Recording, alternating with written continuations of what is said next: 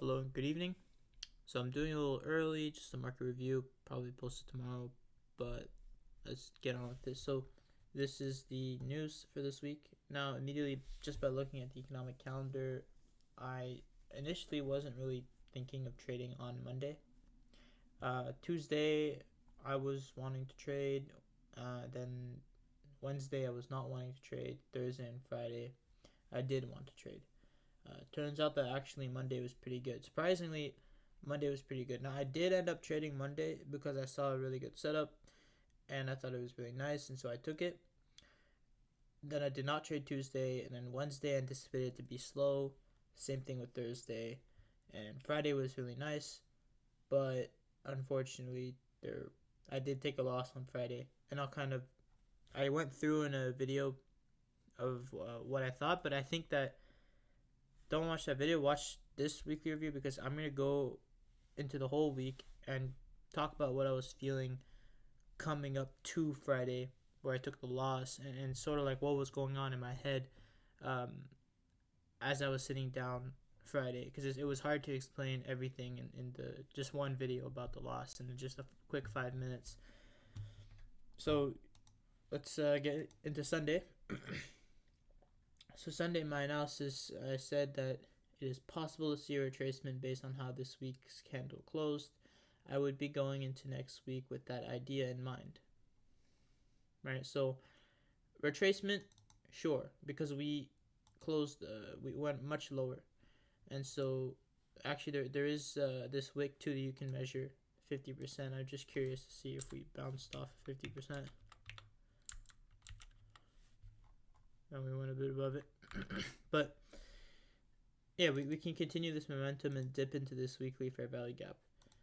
We don't have to fill it. We can continue going higher, of course, because we're at an all-time high and there's no liquidity target higher.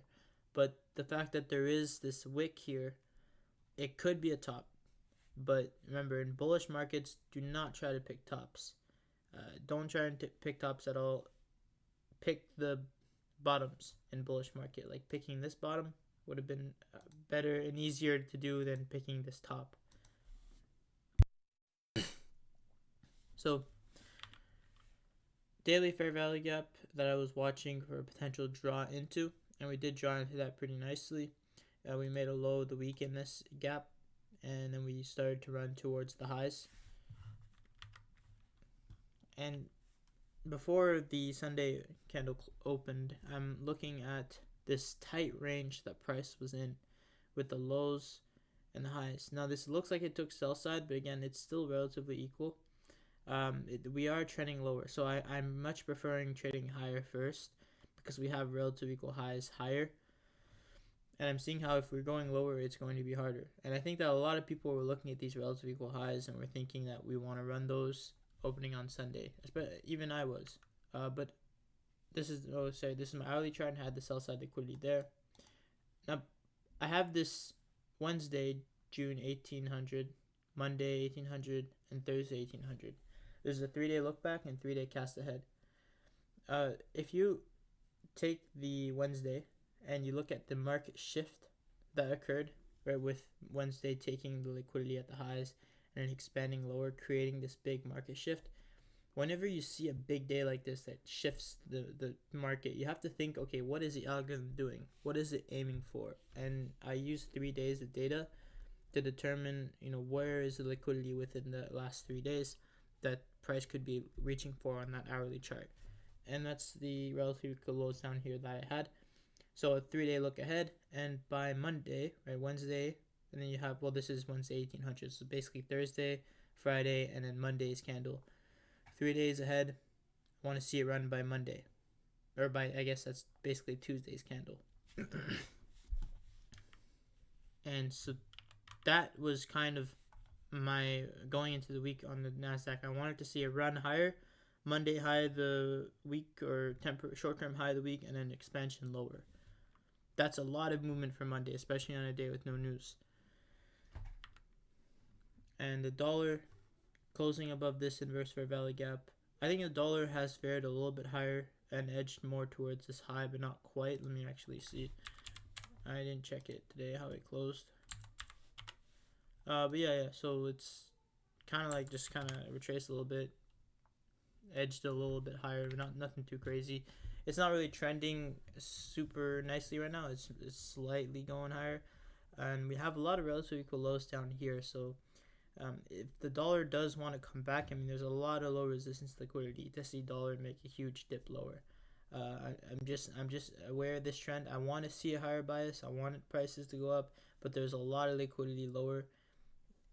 The dollar could be setting up for a liquidity run and then a deep retracement lower. I don't know. But as of now, I still have that buy side liquidity up there, and so I was expecting the dollar to go higher. Same with the bonds. We have the buy side liquidity up here now. Actually, the bonds, like the dollar is going up, so it's gonna make it harder for the bonds to see runs higher. But I do think the bonds would be bullish. I know the Federal Reserve is selling their bonds, so it should drive the price down. But I also think that the U.S. dollar is being strengthened. It's going to continue to be strengthening a lot. So a lot of people are going to buy U.S. bonds, and I think that they're going to go up a lot. Just real quick, the other countries are starting to cut their rates, and a lot of countries are going to start to see big recessions where they're going to have to cut their rates a lot. And if the United States doesn't cut their rates, which they won't, but if they don't cut their rates, their bonds are going to be very attractive to other countries that have low rates, and they're going to be a lot safer too because it's the United States, and the United States has infinite money, so because they can print it, and everyone wants the U.S. dollars, and so they're just going to buy more bonds. That's why that's one of the reasons I have a bullish bias on bonds, but also technical. You see this trend lower. There's a lot of liquidity up here in this trend, and bonds can quickly go higher towards that buy side liquidity. I believe there's a bit of SMT too with this low and that low between the 5-year or the 2-year, and this is a 30-year bond. Okay, and we're also showing that those up close candles no longer are resisting price, but they're being traded through, and the down close candles are supporting price. So that inverse fair value gap that I'm not actually highlighting, but I'd want to see that hold price. All right, let me just check how the bonds closed. I didn't check. Oh, well, they went higher. They went lower. So we're tracing into this. Oh, well, they might be on their way down. That's interesting. The bonds went lower, and I guess that's why the stocks had a really hard time going higher this week. All right, now to Monday. So Monday, daily chart. This is how the candle closed, dipping into that daily fair value gap. So now I'm thinking, okay, we could make a low of the week tomorrow. We can make a reversal tomorrow, Wednesday. There's high impact news Wednesday and Tuesday, so it's possible we see a short term reversal. We don't have to go in and fill all this, right? But I will be splitting it up into 0, 25%, 50%, 75%, 100%. And watch those levels each time. If price continues trading through that, see if it wants to trade through the whole thing or stop at 50% or 75%. I'll just use those levels as support and resistance inside that fair value gap. And I'm also noting the inverse fair value gap, this is a bit off. I don't know why it's off, but it's supposed to be from that low to that high. It's that red area. And we reached that sell side liquidity just at the end of the day before 1800 on Monday. The sell side liquidity I was looking for on the hourly chart. We did not see a run to those relative equal highs, and that's understandable because it's a Monday and there's no news. So seeing huge movements that takes out lots of liquidity, it's okay if we don't see that. And instead, now this became a target for the rest of the week. Now trading up here for the rest of the week was hard because it demanded a lot of patience, and I guess this week had news, but the big news was PCE on Friday. That's what the Federal Reserve uses to track inflation. They use CPI too, but I think they just prefer to use PCE. So they're using they use PCE a lot, and it's a big news that is, I guess, not a lot of people look at it like that, but it is a big piece of news, and it created a lot of volatility on Friday. There was also more news. It was like 9:45 news. Chicago PMI, yeah, and the consumer sentiment, which is revised, not too big, but Chicago PMI is a little big too. So there was a lot of liquidity and movement on Friday, but that created slower days Tuesday and Wednesday. But for Monday at least, the 9:30 to 10 o'clock opening price made a Judas swing run to the bearish order block above some 50-minute highs to give the impression of a market shift. Alright, so notice that here, the 50-minute short-term high, there's this one there, there's that one right here that I'm watching, and it ran above that and closed above this short-term high. And then here, people are probably thinking this is an order block, that we took out the lows, this is an order block, and we ran above this high here. But the fact that we closed up here and we bounced off that order block, right, and we're coming back down, this to me is like, okay, it 9:30 up, went up to take out all this early liquidity, this trend lower ahead of that move lower above midnight open. Right, that's another thing, is it was above midnight open. And on the hourly chart, we're inside this big bearish fair value gap. So I'm not really looking to go long, and there's a sell side liquidity down here, and that's like the one that price is reaching for. So I don't want to trade against where price is delivering. And I don't see it Monday expanding to the buy side liquidity yet at this point, with how we've initially dropped lower. And so this is just a second opportunity to go and get into a trade to get lower. Alright, and this is the trade that I took on from a 5-minute perspective. I didn't hold it all the way down to that low, just about 30 points, and I saw the order block form up here. It expanded away, started to close inside of this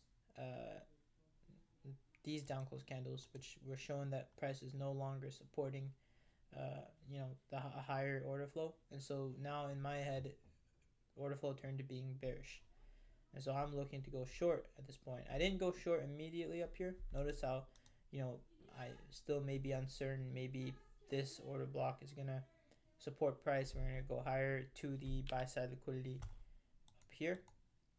So just in case of that, I waited for the second stage of the market maker sell model, right, which is this is the buy side curve, and then we run into the second stage of the sell side curve inside this fair value gap. I was also using the 1-minute chart, going short on this fair value gap. Alright, sorry, I'm back. So we had a high, short-term high form inside this fair value gap, and I wanted to see when price rejected and came back up and closed above it. I went short up here, and price went lower. This is basically accumulation, manipulation, distribution on a smaller time frame. This is when price is fractal. So you had accumulation all throughout here, and you had a bigger manipulation and then a bigger distribution. Now you have the smaller accumulation, manipulation, distribution. That's what I waited for. Notice this trade, the logic here doesn't at all resonate with the trade I took on Friday. It's not the same thing at all. And Friday was something that I took out of impulsivity because I just really, really wanted to get something. And I'll talk more about that as we get closer to Friday. But this was a really good trade, like A+ setup. In fact, I could have held it even more than 30 points, like 70 points down to that low, and it would have been a really nice run down there. But I only hold to about 20-40 points right now, so I only held it for that, and it was pretty good. Okay, wait, that's it for Monday. Tuesday, I believe I live streamed Tuesday. No, I did not live stream Tuesday, actually. It was Wednesday and Thursday. But the daily chart, rebalancing the fair value gap, I'm considering a buy side liquidity run with high impact news Thursday and Friday. I can allow tomorrow to trade, so it gives me more information on the draw. This is what I wrote on Tuesday. I'm talking about Wednesday when I say tomorrow. So Tuesday's candle closed like this, and I said I'm gonna let tomorrow do its thing and set up for Thursday and Friday. I'm expecting a draw towards that buy side liquidity Tuesday evening. So 3 days ahead, I'm planning my trade that I would take on Friday, that I wanted to take on Friday.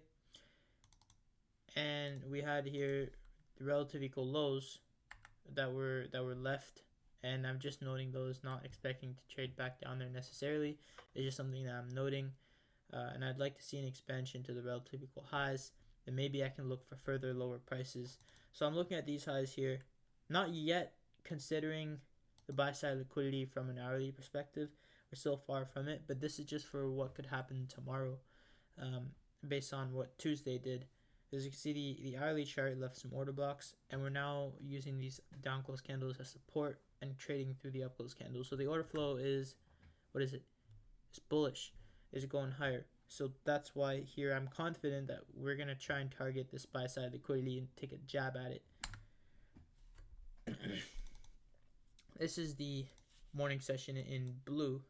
You see the London session was quite excited, and you actually saw that a lot this week. London trending and having these really nice runs, this really good price action. When you see that, lower your expectations for the 930. Here it wasn't at all too bad, but I believe I either was, I don't think I was streaming, but I think I was just, I think I know I posted the tape reading, or like a video recording of me tape reading, or I live streamed. But I remember what I was saying at the time was I didn't like the sweep. I wanted to see price come back and sweep it some more, and maybe dig more into these fair value gaps or midnight open, the inverse fair value gap there, something I wanted to see. But instead we didn't. We just wicked down beneath here, and I didn't like this because there was a trend with the bodies. So I didn't really like longs, and we saw a deep retracement in the afternoon because of that. And so I don't know, I just didn't really like it. I didn't trust it. And so I was actually framing shorts up here to get back beneath these lows.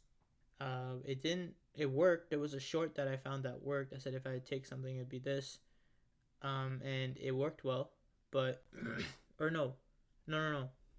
I think I might have paper traded on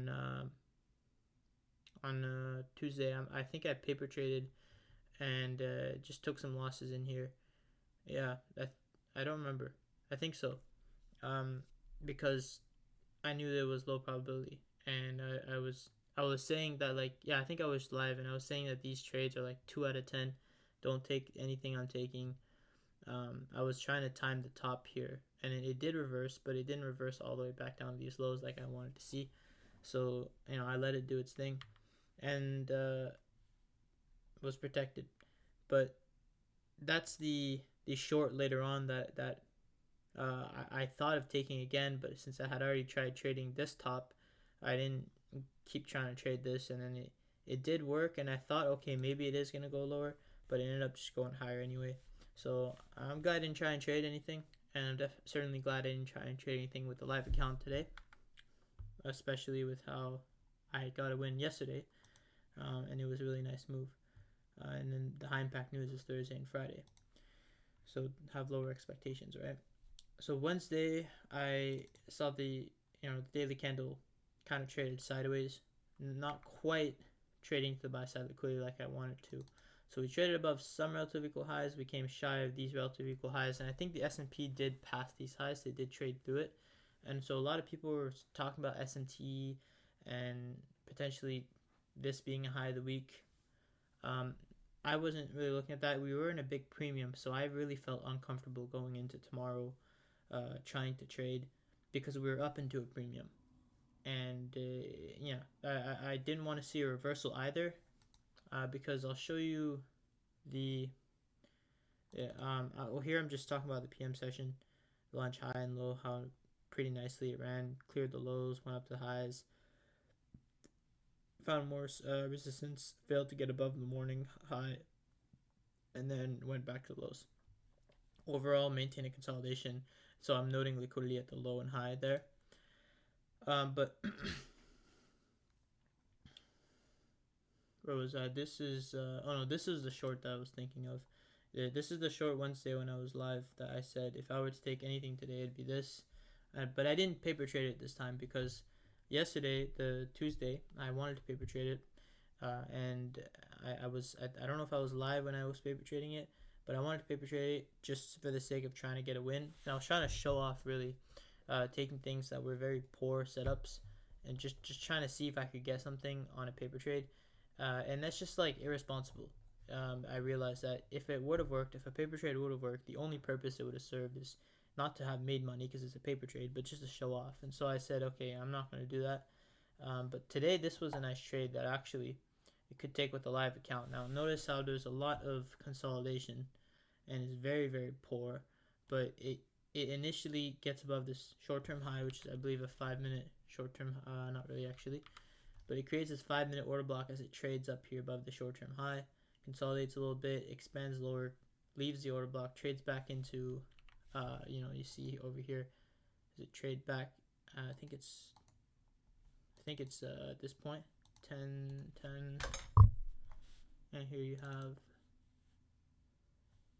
yeah, it's over here. So it trades back into that order block, closes above 50%, but it still gets above that short-term high, and then that's accumulation, manipulation, distribution. It does distribute back down to the lows there, and and it started to go higher after that. But one thing I didn't like about Wednesday was this GDP? No, it was tomorrow GDP. Yeah, so I mean Wednesday, just I said I would give it the day to consolidate, and that's what it did. It just consolidated. There's nothing really much to do on Wednesday. There was earnings probably at the end of the day because it was pretty exaggerated, and it really just traded to the high and low the lunch, like I had talked about. But there was nothing really that I saw that I really liked. Like if I had planned to trade the afternoon, I don't think I would have taken anything because there wasn't really anything that I really liked. But the liquidity, at least, was the draw on liquidity was clear.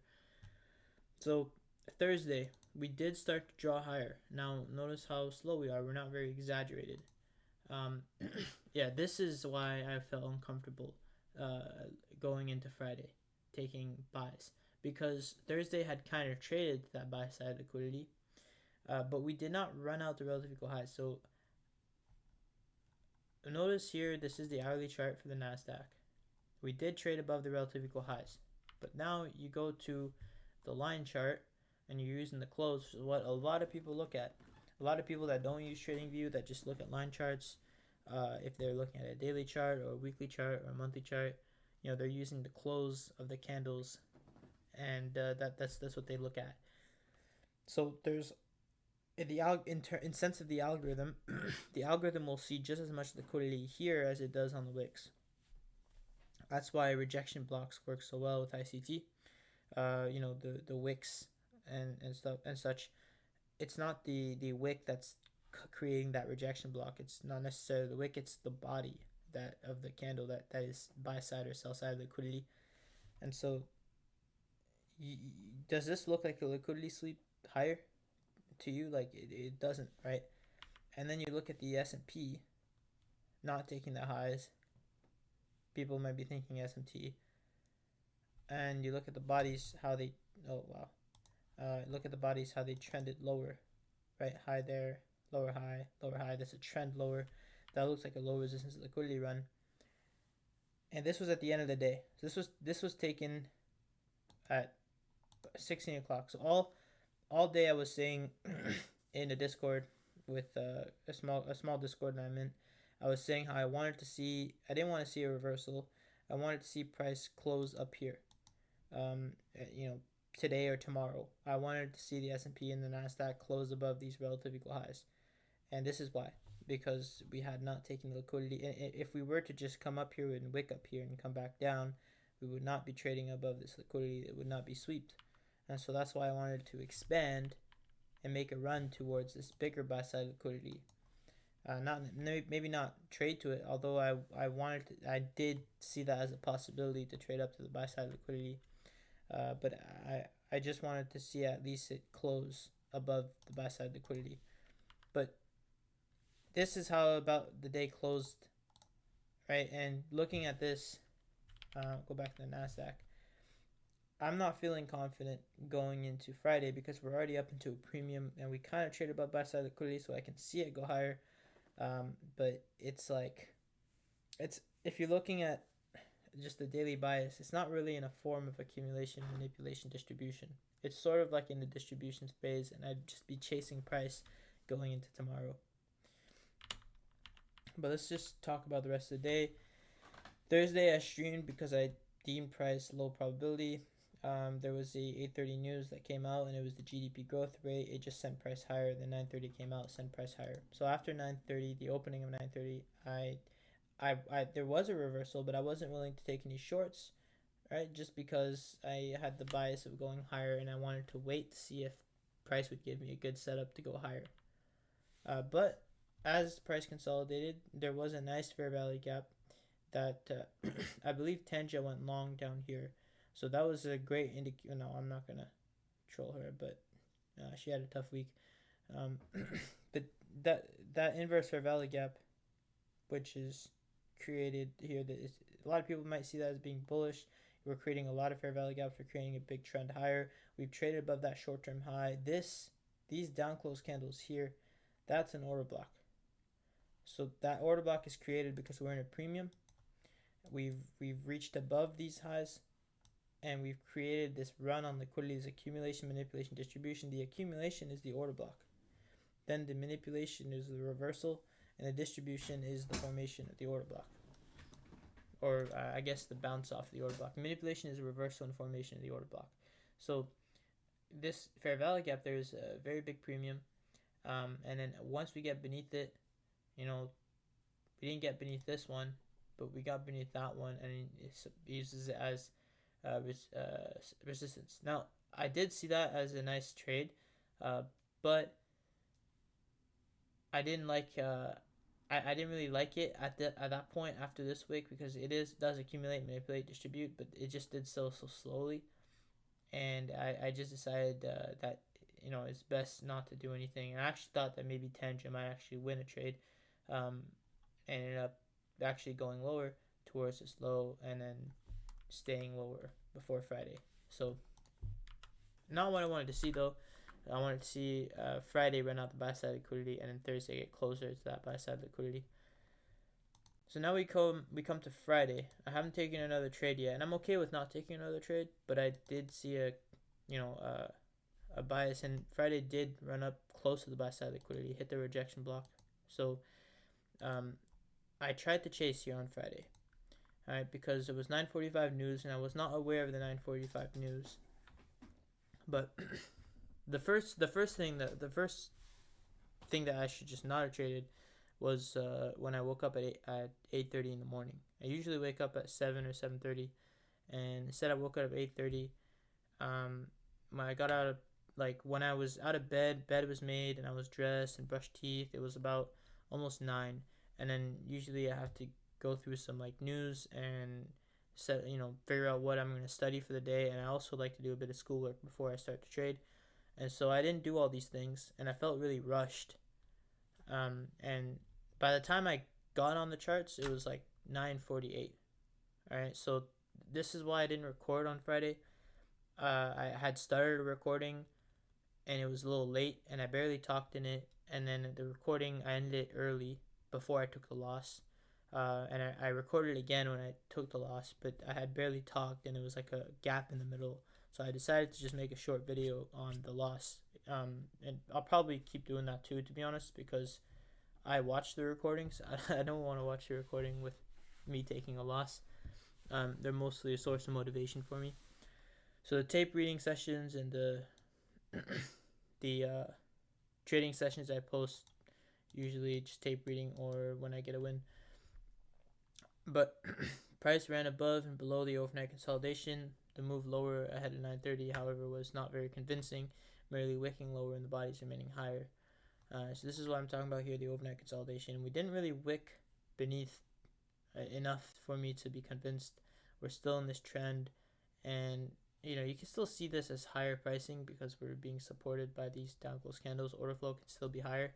But after leaving this huge wick, I don't believe that I was really paying much attention to the higher time frame enough today, because the trade I wanted to see was this one down here, right? We created that short-term low here, and we got beneath it, accumulation, manipulation, and distribution, leaving this down close candle as an order block, using it as support to go higher.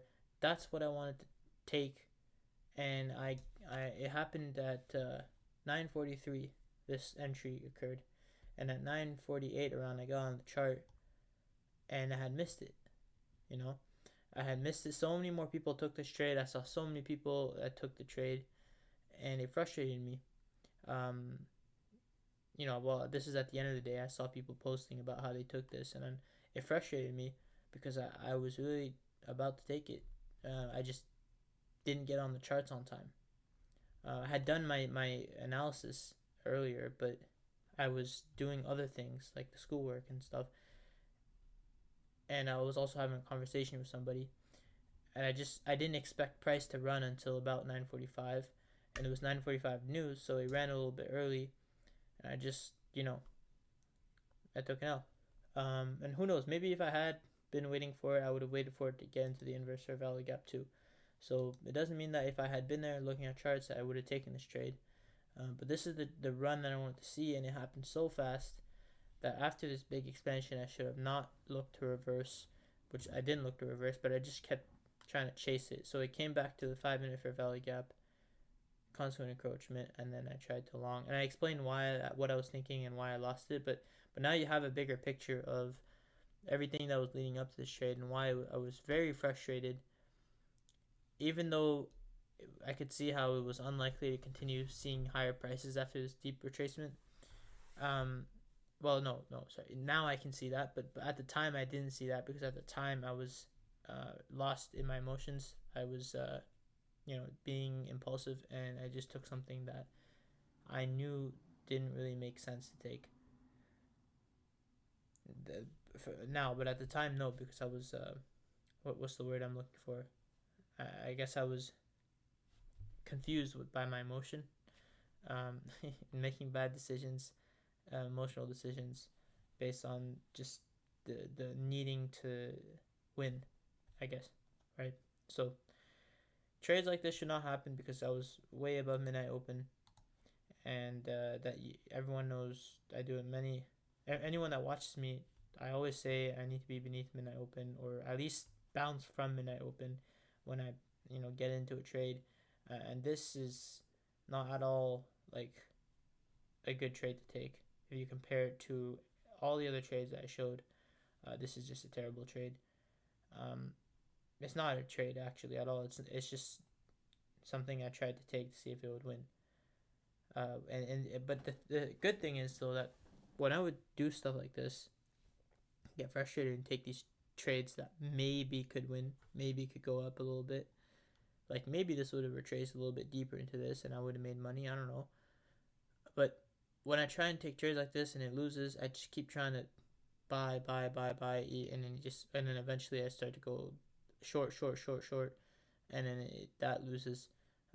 Or sometimes it'll win. It'll just make things worse for the future.